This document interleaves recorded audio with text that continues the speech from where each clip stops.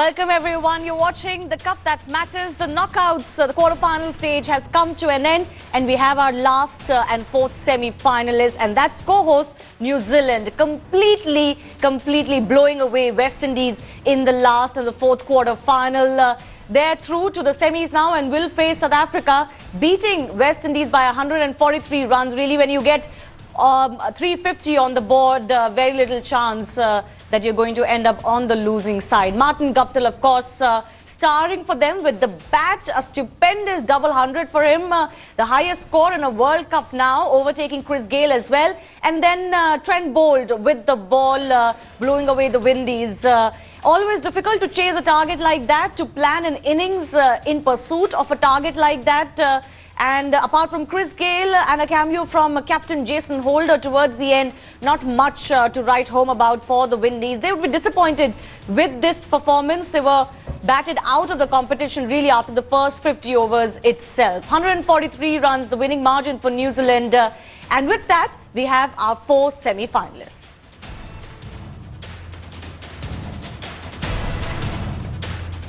I'm Shivani Gupta. Joining me in the studio, former Indian cricketer Nikhil Chopra and 2003-2007 World Cup winner Andrew Symonds. The result, not much of a surprise, isn't it, Nikhil? Well, not at all. After Martin Guptill got that 237, Shivani, 394, and the kind of cricket that West Indies has been playing in this World Cup, you know, it was more than an uphill task. You know, the way the captain went about, the bowling changes, this was very much on the cards. Andrew, did you feel at all that there was anybody in the West Indies batting lineup apart from Gayle who could partner him and maybe get them close, or was that too much to ask for?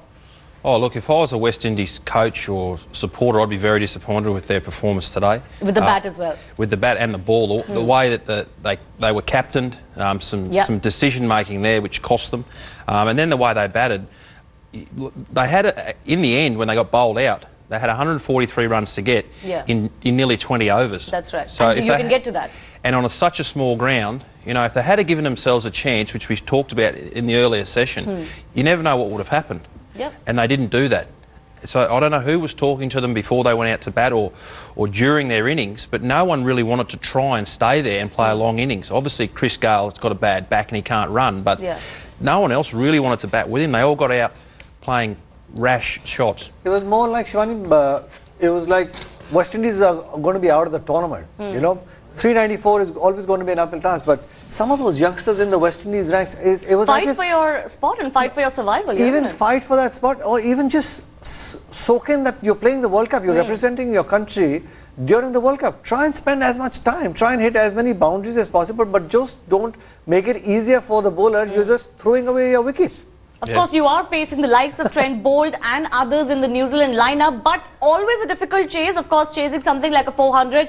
But both our panelists agree that they could have tried more. They could have planned their innings better. Let's go across to Melbourne now. Former England captain Nasser Hussain joining us live from Melbourne. Nasser, the result was, well, a mere formality really, but did you expect more from the West Indies batting lineup as well? Because I remember speaking to you before the quarters and talking about West Indies and how they've progressed. Did they give a good enough account of themselves? The high score of 300 one way, to be honest. And once Chris Gayle couldn't run at one end, they all just decided to stand at the other end and stand and deliver. They almost played it like a 2020 game. Let's be honest, Shivani, the four best sides in this tournament have gone through. You know, the only other one, Sri Lanka, if they didn't have all the injuries that they've had, they would have pushed South Africa a bit harder. But there is a bit of a gap in this tournament between the four big sides and Sri Lanka and the rest. There's a massive gap. Right, West Indies knocked out of the tournament, but the four best teams, as Nasser was talking about, now into the tournament. You did call all of these quarters, Nasser, in our chat earlier. The New Zealand, South Africa, Sri Lanka one was a tougher one. But did you find the quarters more or less one-sided, all of them? Yeah, very one-sided, and that goes back to what I just said, basically, that, you know, India, Bangladesh, let's be honest, you know, who's going to win that game? Especially India win the toss at MCG and bat first. Australia, Pakistan, New Zealand, West Indies. The only close game should have been Sri Lanka, South Africa, and that was a bit of a surprise that Sri Lanka didn't push South Africa harder. That was the surprise game. The other three, I don't think any of your studio guests or yourself or myself, anyone watching this World Cup, had it as upsets, really. They're just they're just far better sides, let's be honest. New Zealand at home, Australia at home, India, the way they've turned themselves round, and South Africa seem to be moving in the right direction. So it is a bit disappointing for the tournament. I mean, it's still been brilliant watching Guptill smash 230. It's still been brilliant to watch, but a bit disappointing. We need a close semi-final. One of the two semis need to be close. Well, that's the hope. That's the hope that the semi-finals will be much closer than what we've seen in the quarter-finals. Martin Guptill, what an innings from him, really. And it wasn't, just hitting everything, but proper cricket shots, everything he touched. Pure timing, brilliant, classy batting from him, and 237, the highest in a World Cup now. Let's go across live to Sydney as well. Boria Majumdar, our consulting editor, joining us with former India captain Saurav Ganguly. Boria, let's get Saurav to talk about Martin Guptill. The result, wasn't a surprise after that first innings, but what an innings from Guptill there. Martin Guptill. Yeah, absolutely fabulous innings, Shivani, and I was watching the entire innings, and once Martin Guptill got to his 100, I just fell off to sleep and dozed off because I had a long flight early morning from Adelaide to Sydney on the way to Auckland, and as I woke up, I saw him batting on 190, and I said, am I looking correctly or am I still sleeping?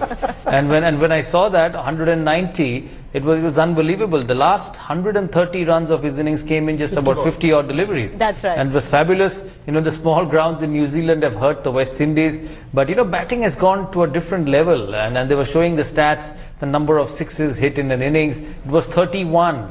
And it was unreal, and we were hearing the commentators speak, and the stats which were shown after 2000, all the records in one-day cricket have come after 2000, and it's amazed to see.